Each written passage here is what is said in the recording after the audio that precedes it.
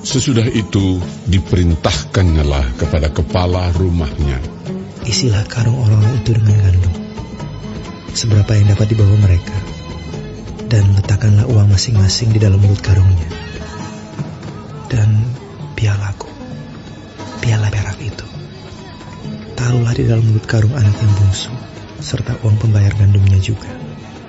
Maka diperbuatnyalah seperti yang dikatakan Yusuf. Ketika paginya hari terang tanah, orang melepas mereka beserta keledai mereka. Tetapi baru saja mereka keluar dari kota itu, belum lagi jauh jaraknya, berkatalah Yusuf kepada kepala rumahnya, "Bersiaplah, kejarlah orang-orang itu, dan apabila engkau sampai kepada mereka, katakanlah kepada mereka, mengapa kamu membalas yang baik dengan yang jahat? Bukankah ini piala yang dipakai tuanku untuk minum, dan yang biasa dipakainya untuk menelaah? Kamu berbuat jahat dengan melakukan yang demikian." Ketika sampai kepada mereka, diberitakannyalah kepada mereka perkataan Yusuf itu. Jawab mereka kepadanya, "Mengapa tuanku mengatakan perkataan yang demikian? Jauhlah daripada hamba-hambamu ini untuk berbuat begitu. Bukankah uang yang kami dapati di dalam mulut karung kami telah kami bawa kembali kepadamu dari tanah Kanaan? Asakan kami mencuri emas atau perak dari rumah tuanmu? Pada siapa dari hamba-hambamu ini kedapatan piala itu? Biarlah ia mati, juga kami ini akan menjadi budak tuanku." Sesudah itu berkatalah ia, "Ya, usulmu itu baik. Tetapi pada siapa kedapatan piala itu? Hanya dialah yang akan menjadi budakku. Dan kamu yang lain itu akan bebas dari salah." Lalu segeralah mereka masing-masing menurunkan karungnya ke tanah, dan masing-masing membuka karungnya. Dan kepala rumah itu memeriksanya dengan teliti. Ia mulai dengan yang sulung sampai kepada yang bungsu. Maka kedapatanlah piala itu dalam karung Benyamin. Lalu mereka mengoyakkan jubahnya dan masing-masing memuati keledainya, dan mereka kembali ke kota. Ketika Yehuda dan saudara-saudaranya sampai ke dalam rumah Yusuf, Yusuf masih ada di situ. Sujudlah mereka sampai ke tanah di depannya. Berkatalah Yusuf kepada mereka, "Perbuatan apakah yang kamu lakukan ini? Tidakkah kamu tahu bahwa seorang yang seperti aku ini pasti dapat menelaah?" Sesudah itu berkatalah Yehuda, "Apakah yang akan kami katakan kepada tuanku? Apakah yang akan kami jawab? Dan dengan apakah kami akan membenarkan diri kami? Allah telah memperlihatkan kesalahan hamba-hambamu ini. Maka kami ini, budak tuanku lah kami. Baik kami maupun orang pada siapa kedapatan piala itu." Tetapi jawabnya, "Jauhlah daripadaku untuk berbuat demikian. Pada siapa kedapatan piala itu, dialah yang akan menjadi budakku. Tetapi kamu ini, pergilah kembali dengan selamat kepada ayahmu." Lalu tampillah Yehuda mendekatinya dan berkata, "Mohon bicara tuanku. Izinkanlah kiranya hambamu ini mengucapkan sepatah kata kepada tuanku. Dan janganlah kiranya bangkit amarahmu terhadap hambamu ini, sebab tuanku adalah seperti Firaun sendiri. Tuanku telah bertanya kepada hamba-hambanya ini, masih adakah ayah atau saudara kamu? Dan kami menjawab, tuanku, kami masih mempunyai ayah yang tua, dan masih ada anaknya yang muda, yang lahir pada masa tuanya. Kakaknya telah mati. Hanya dia sendirilah yang tinggal dari mereka yang seibu. Sebab itu ayahnya sangat mengasihi dia." Lalu tuanku berkata kepada hamba-hambamu ini, "Bawalah dia kemari kepadaku, supaya mataku memandang dia."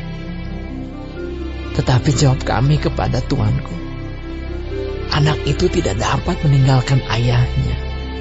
Sebab jika ia meninggalkan ayahnya, tentulah ayah ini mati. Kemudian Tuanku berkata kepada hamba-hambamu ini, jika adikmu yang bungsu itu tidak datang kemari bersama-sama dengan kamu, kamu tidak boleh melihat mukaku lagi. Setelah kami kembali kepada hambamu, ayahku, maka kami memberitahukan kepadanya perkataan tuanku itu. Kemudian ayah kami berkata, kembalilah kamu membeli sedikit bahan makanan bagi kita. Tetapi jawab kami tidak dapat pergi ke sana. Jika adik kami yang bungsu bersama-sama dengan kami, barulah kami akan pergi ke sana. Sebab kami tidak boleh melihat muka orang itu apabila adik kami yang bungsu tidak bersama-sama dengan kami. Kemudian berkatalah hambamu, ayahku, kepada kami, kamu tahu bahwa istriku telah melahirkan 2 orang anak bagiku, yang seorang telah pergi daripadaku, dan aku telah berkata, tentulah ia diterkam oleh binatang buas. Dan sampai sekarang aku tidak melihat dia kembali. Jika anak ini kamu ambil pula daripadaku, dan ia ditimpa kecelakaan, maka tentulah kamu akan menyebabkan aku yang ubanan ini turun ke dunia orang mati karena nasib celaka. Maka sekarang, apabila aku datang kepada hambamu, ayahku, dan tidak ada bersama-sama dengan kami anak itu, padahal ayahku tidak dapat hidup tanpa dia, tentulah akan terjadi apabila dilihatnya anak itu tidak ada, bahwa ia akan mati, dan hamba-hambamu ini akan menyebabkan hambamu, ayah kami yang ubanan itu, turun ke dunia orang mati karena duka cita. Tetapi hambamu ini telah menanggung anak itu terhadap ayahku dengan perkataan, jika aku tidak membawanya kembali kepada Bapa, maka akulah yang berdosa kepada Bapa untuk selama-lamanya. Oleh sebab itu, baiklah hambamu ini tinggal menjadi budak tuanku menggantikan anak itu. Dan biarlah anak itu pulang bersama-sama dengan saudara-saudaranya.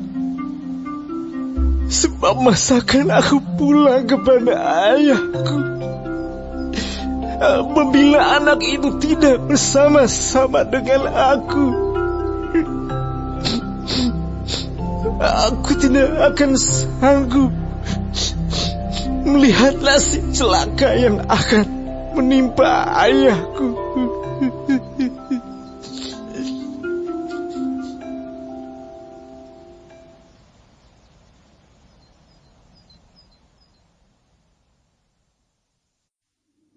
Ketika itu Yusuf tidak dapat menahan hatinya lagi di depan semua orang yang berdiri di dekatnya.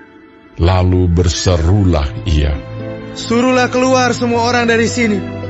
Maka tidak ada seorang pun yang tinggal di situ bersama-sama Yusuf ketika ia memperkenalkan dirinya kepada saudara-saudaranya. Setelah itu menangislah ia keras-keras, sehingga kedengaran kepada orang Mesir dan kepada seisi istana Firaun. Dan Yusuf berkata kepada saudara-saudaranya, Akulah Yusuf. Masih hidupkah Bapa? Tetapi saudara-saudaranya tidak dapat menjawabnya, sebab mereka takut dan gemetar menghadapi dia. Lalu kata Yusuf kepada saudara-saudaranya itu, Marilah dekat-dekat.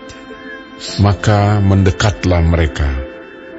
Katanya lagi, Akulah Yusuf, saudaramu yang kamu jual ke Mesir.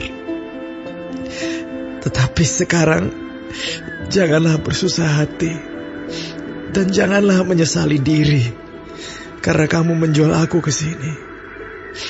Sebab untuk memelihara kehidupanlah Allah menyuruh aku mendahului kamu. karena telah 2 tahun ada kelaparan dalam negeri ini. Dan selama 5 tahun lagi, orang tidak akan membajak atau menuai. Maka Allah telah menyuruh aku mendahului kamu untuk menjamin kelanjutan keturunanmu di bumi ini, dan untuk memelihara hidupmu, sehingga sebagian besar daripadamu tertolong. Jadi bukanlah kamu yang menyuruh aku ke sini, tetapi Allah. Dialah yang telah menempatkan aku sebagai bapa bagi Firaun dan tuan atas seluruh istananya, dan sebagai kuasa atas seluruh tanah Mesir. Segeralah kamu kembali kepada Bapa dan katakanlah kepadanya, beginilah kata Yusuf anakmu, Allah telah menempatkan aku sebagai tuan atas seluruh Mesir. Datanglah mendapatkan aku, janganlah tunggu-tunggu. Engkau akan tinggal di tanah Goshen dan akan dekat kepadaku. Engkau serta anak dan cucumu, kambing domba dan lembu sapimu, dan segala milikmu. Di sanalah aku memelihara engkau, sebab kelaparan ini masih ada 5 tahun lagi, supaya engkau jangan jatuh miskin bersama seisi rumahmu dan semua orang yang ikut serta dengan engkau. Dan kamu telah melihat dengan mata sendiri, dan saudaraku Benyamin juga, bahwa mulutku sendiri mengatakannya kepadamu. Sebab itu ceritakanlah kepada Bapa segala kemuliaanku di negeri Mesir ini, dan segala yang telah kamu lihat. Kemudian segeralah bawa Bapa kemari. Lalu dipeluknyalah leher Benyamin, adiknya itu, dan menangislah ia, dan menangis pulalah Benyamin pada bahu Yusuf. Yusuf mencium semua saudaranya itu dengan mesra, dan ia menangis sambil memeluk mereka. Sesudah itu, barulah saudara-saudaranya bercakap-cakap dengan dia.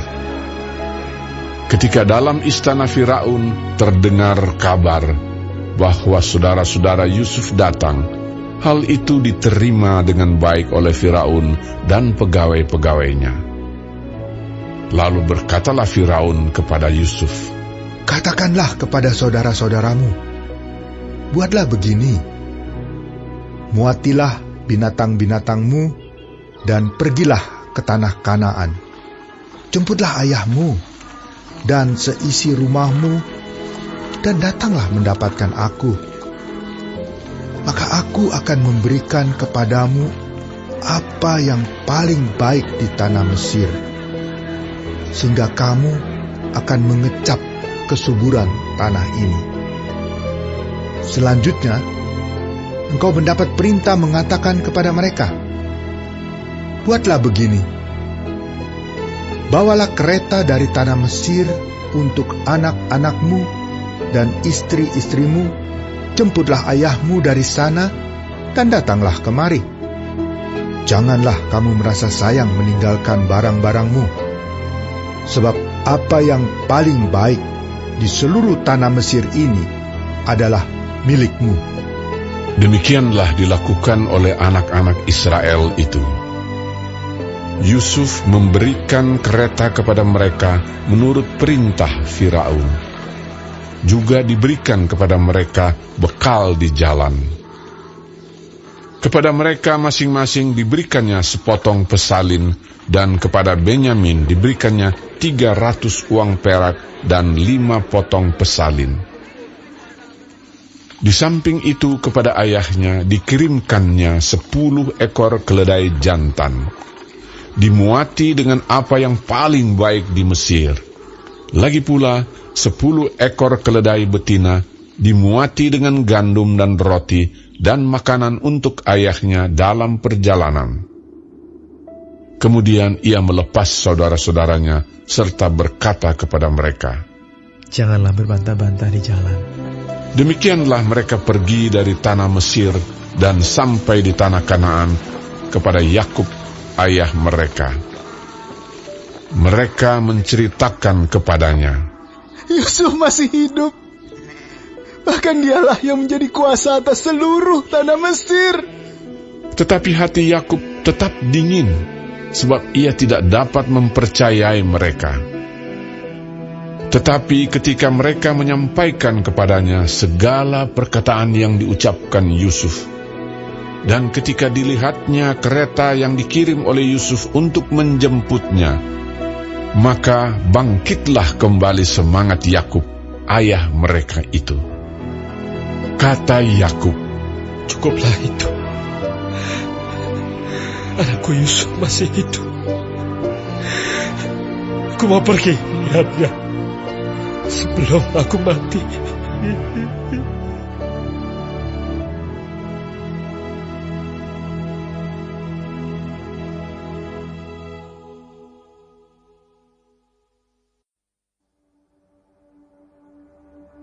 Untuk pemimpin biduan, Mazmur Daud, nyanyian.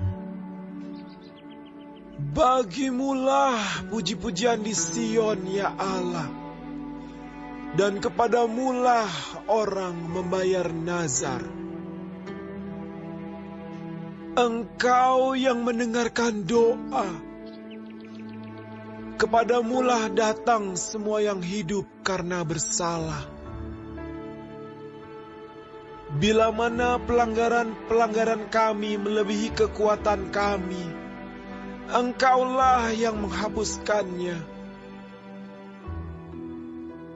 Berbahagialah orang yang Engkau pilih dan yang Engkau suruh mendekat untuk diam di pelataran-Mu. Kiranya kami menjadi kenyang dengan segala yang baik di rumah-Mu, di bait-Mu yang kudus. Dengan perbuatan-perbuatan yang dahsyat dan dengan keadilan Engkau menjawab kami, ya Allah yang menyelamatkan kami. Engkau yang menjadi kepercayaan segala ujung bumi dan pulau-pulau yang jauh-jauh. Engkau yang menegakkan gunung-gunung dengan kekuatan-Mu, sedang pinggang-Mu berikatkan keperkasaan. Engkau yang meredakan deru lautan, deru gelombang-gelombangnya, dan kegemparan bangsa-bangsa.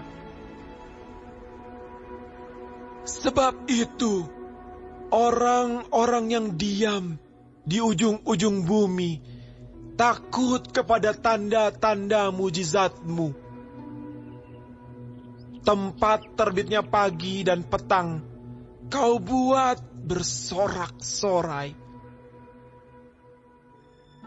Engkau mengindahkan tanah itu, mengaruniainya kelimpahan, dan membuatnya sangat kaya. Batang air Allah penuh air. Engkau menyediakan gandum bagi mereka. Ya, demikianlah Engkau menyediakannya. Engkau mengairi alur bajaknya. Engkau membasahi gumpalan-gumpalan tanahnya. Dengan dirus hujan, Engkau menggemburkannya. Engkau memberkati tumbuh-tumbuhannya. Engkau memahkotai tahun dengan kebaikan-Mu. Jejak-Mu mengeluarkan lemak. Tanah-tanah padang gurun menitik. Bukit-bukit berikat pinggangkan sorak-sorai. Padang-padang rumput berpakaikan kawanan kambing domba. Lembah-lembah berselimutkan gandum. Semuanya bersorak-sorai dan bernyanyi-nyanyi.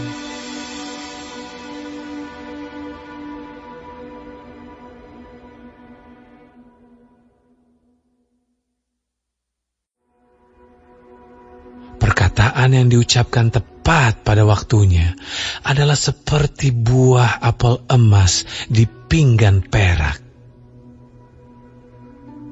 Teguran orang yang bijak adalah seperti cincin emas dan hiasan kencana untuk telinga yang mendengar. Seperti sejuk salju di musim panen, demikianlah pesuruh yang setia bagi orang-orang yang menyuruhnya. Ia menyegarkan hati tuan-tuannya. Awan dan angin tanpa hujan, demikianlah orang yang menyombongkan diri dengan hadiah yang tidak pernah diberikannya. Kemudian Yesus menampakkan diri lagi kepada murid-muridnya di pantai Danau Tiberias, dan ia menampakkan diri sebagai berikut. Di pantai itu berkumpul Simon Petrus, Thomas yang disebut Didimus, Nathanael dari Kana yang di Galilea, anak-anak Zebedeus, dan 2 orang muridnya yang lain. Kata Simon Petrus kepada mereka, "Aku pergi menangkap ikan." Kata mereka kepadanya, "Kami pergi juga dengan engkau." Mereka berangkat lalu naik ke perahu, tetapi malam itu mereka tidak menangkap apa-apa. Ketika hari mulai siang, Yesus berdiri di pantai, akan tetapi murid-murid itu tidak tahu bahwa itu adalah Yesus. Kata Yesus kepada mereka, "Hai anak-anak, adakah kamu mempunyai lauk pauk?" Jawab mereka, "Tidak ada." Maka kata Yesus kepada mereka, "Tebarkanlah jalamu di sebelah kanan perahu, maka akan kamu peroleh." Lalu mereka menebarkannya, dan mereka tidak dapat menariknya lagi karena banyaknya ikan. Maka murid yang dikasihi Yesus itu berkata kepada Petrus, "Itu Tuhan." Ketika Petrus mendengar bahwa itu adalah Tuhan, maka ia mengenakan pakaiannya, sebab ia tidak berpakaian, lalu terjun ke dalam danau. Murid-murid yang lain datang dengan perahu karena mereka tidak jauh dari darat, hanya kira-kira 200 hasta saja, dan mereka menghela jala yang penuh ikan itu. Ketika mereka tiba di darat, mereka melihat api arang, dan di atasnya ikan dan roti. Kata Yesus kepada mereka, "Bawalah beberapa ikan yang baru kamu tangkap itu." Simon Petrus naik ke perahu lalu menghela jala itu ke darat, penuh ikan-ikan besar, 153 ekor banyaknya. Dan sungguh pun sebanyak itu, jala itu tidak koyak. Kata Yesus kepada mereka, "Marilah, dan sarapanlah." Tidak ada di antara murid-murid itu yang berani bertanya kepadanya, "Siapakah engkau?" Sebab mereka tahu bahwa ia adalah Tuhan. Yesus maju ke depan, mengambil roti dan memberikannya kepada mereka. Demikian juga ikan itu. Itulah ketiga kalinya Yesus menampakkan diri kepada murid-muridnya sesudah ia bangkit dari antara orang mati. Sesudah sarapan, Yesus berkata kepada Simon Petrus, "Simon, anak Yohanes, apakah engkau mengasihi aku lebih daripada mereka ini?" Jawab Petrus kepadanya, "Benar Tuhan, Engkau tahu bahwa aku mengasihi Engkau." Kata Yesus kepadanya, "Gembalakanlah domba-dombaku." Kata Yesus pula kepadanya untuk kedua kalinya, "Simon, anak Yohanes, apakah engkau mengasihi aku?" Jawab Petrus kepadanya, "Benar Tuhan, Engkau tahu bahwa aku mengasihi Engkau." Kata Yesus kepadanya, "Gembalakanlah domba-dombaku." Kata Yesus kepadanya untuk ketiga kalinya, "Simon, anak Yohanes, apakah engkau mengasihi aku?" Maka sedih hati Petrus karena Yesus berkata untuk ketiga kalinya, "Apakah engkau mengasihi aku?" Dan ia berkata kepadanya, "Tuhan, Engkau tahu segala sesuatu. Engkau tahu bahwa aku mengasihi Engkau." Kata Yesus kepadanya, "Gembalakanlah domba-dombaku. Aku berkata kepadamu, sesungguhnya ketika engkau masih muda, engkau mengikat pinggangmu sendiri, dan engkau berjalan kemana saja kau kehendaki. Tetapi jika engkau sudah menjadi tua, engkau akan mengulurkan tanganmu, dan orang lain akan mengikat engkau, dan membawa engkau ke tempat yang tidak kau kehendaki. Dan hal ini dikatakannya untuk menyatakan bagaimana Petrus akan mati dan memuliakan Allah. Sesudah mengatakan demikian, ia berkata kepada Petrus, "Ikutlah aku." Ketika Petrus berpaling, ia melihat bahwa murid yang dikasihi Yesus sedang mengikuti mereka, yaitu murid yang pada waktu mereka sedang makan bersama, duduk dekat Yesus dan yang berkata, "Tuhan, siapakah dia yang akan menyerahkan Engkau?" Ketika Petrus melihat murid itu, ia berkata kepada Yesus, "Tuhan, apakah yang akan terjadi dengan dia ini?" Jawab Yesus, "Jikalau aku menghendaki supaya ia tinggal hidup sampai aku datang, itu bukan urusanmu. Tetapi engkau, ikutlah aku." Maka tersebarlah kabar di antara saudara-saudara itu bahwa murid itu tidak akan mati. Tetapi Yesus tidak mengatakan kepada Petrus bahwa murid itu tidak akan mati, melainkan, "Jikalau aku menghendaki supaya ia tinggal hidup sampai aku datang, itu bukan urusanmu." Dialah murid yang memberi kesaksian tentang semuanya ini dan yang telah menuliskannya. Dan kita tahu bahwa kesaksiannya itu benar. Masih banyak hal-hal lain lagi yang diperbuat oleh Yesus. Tetapi jikalau semuanya itu harus dituliskan satu persatu, maka agaknya dunia ini tidak dapat memuat semua kitab yang harus ditulis itu.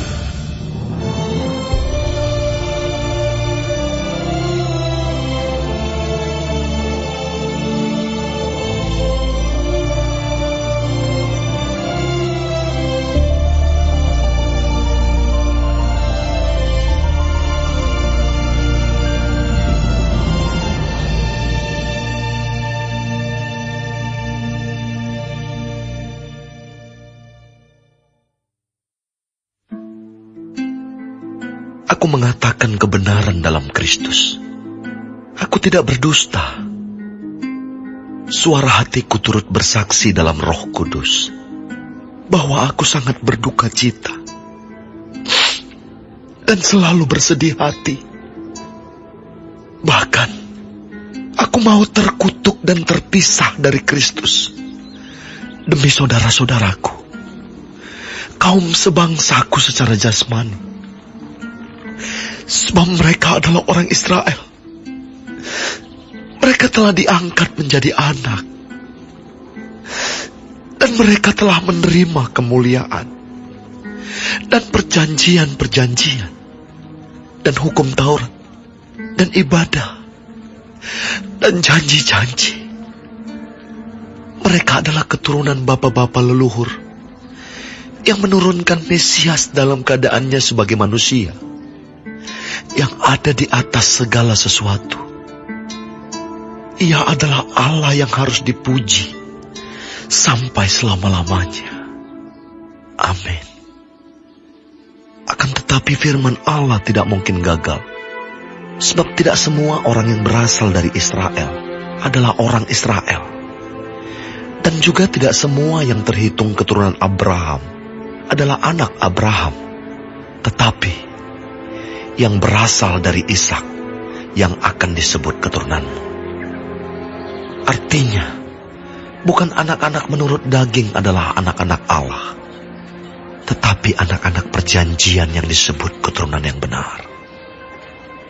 Sebab firman ini mengandung janji. Pada waktu seperti inilah aku akan datang, dan Sarah akan mempunyai seorang anak laki-laki. Tetapi bukan hanya itu saja. Lebih terang lagi ialah Ribka yang mengandung dari satu orang, yaitu dari Ishak, bapa leluhur kita. Sebab waktu anak-anak itu belum dilahirkan dan belum melakukan yang baik atau yang jahat, supaya rencana Allah tentang pemilihannya diteguhkan, bukan berdasarkan perbuatan, tetapi berdasarkan panggilannya. Dikatakan kepada Ribka, anak yang tua akan menjadi hamba anak yang muda. Seperti ada tertulis, aku mengasihi Yakub, tetapi membenci Esau. Jika demikian, apakah yang hendak kita katakan? Apakah Allah tidak adil? Mustahil. Sebab Ia berfirman kepada Musa, Aku akan menaruh belas kasihan. Kepada siapa aku mau menaruh belas kasihan? Dan aku akan bermurah hati. Kepada siapa aku mau bermurah hati? Jadi hal itu tidak tergantung pada kehendak orang atau usaha orang, tetapi kepada kemurahan hati Allah. Sebab kitab suci berkata kepada Firaun, Itulah sebabnya aku membangkitkan engkau, yaitu supaya aku memperlihatkan kuasaku di dalam engkau, dan supaya namaku dimasyurkan di seluruh bumi. Jadi, Ia menaruh belas kasihan kepada siapa yang dikehendakinya, dan Ia mendegarkan hati siapa yang dikehendakinya. Sekarang, kamu akan berkata kepadaku, jika demikian, apalagi yang masih disalahkannya? Sebab siapa yang menentang kehendaknya? Siapakah kamu, hai manusia, maka kamu membantah Allah? Dapatkah yang dibentuk berkata kepada yang membentuknya, Mengapakah engkau membentuk aku demikian? Apakah tukang periuk tidak mempunyai hak atas tanah liatnya untuk membuat dari gumpal yang sama suatu benda untuk dipakai guna tujuan yang mulia, dan suatu benda lain untuk dipakai guna tujuan yang biasa? Jadi, kalau untuk menunjukkan murkanya dan menyatakan kuasanya, Allah menaruh kesabaran yang besar terhadap benda-benda kemurkaannya yang telah disiapkan untuk kebinasaan.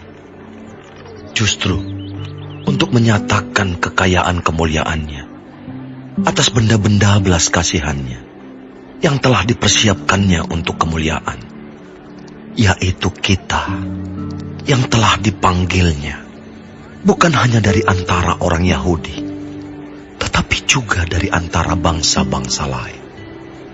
Seperti yang difirmankannya juga dalam kitab Nabi Hosea, yang bukan umatku akan kusebut umatku, dan yang bukan kekasih, kekasih.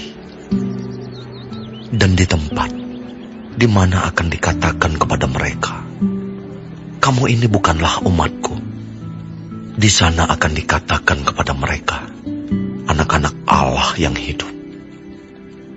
Dan Yesaya berseru tentang Israel, sekalipun jumlah anak Israel seperti pasir di laut, namun hanya sisanya akan diselamatkan.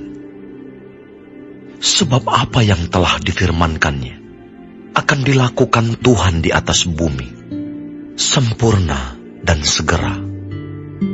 Dan seperti yang dikatakan Yesaya sebelumnya, seandainya Tuhan semesta alam tidak meninggalkan pada kita keturunan, kita sudah menjadi seperti Sodom dan sama seperti Gomora. Jika demikian, apakah yang hendak kita katakan? Ini, bahwa bangsa-bangsa lain yang tidak mengejar kebenaran telah beroleh kebenaran, yaitu kebenaran karena iman. Tetapi bahwa Israel sungguh pun mengejar hukum yang akan mendatangkan kebenaran, tidaklah sampai kepada hukum itu. Mengapa tidak? Karena Israel mengejarnya bukan karena iman, tetapi karena perbuatan.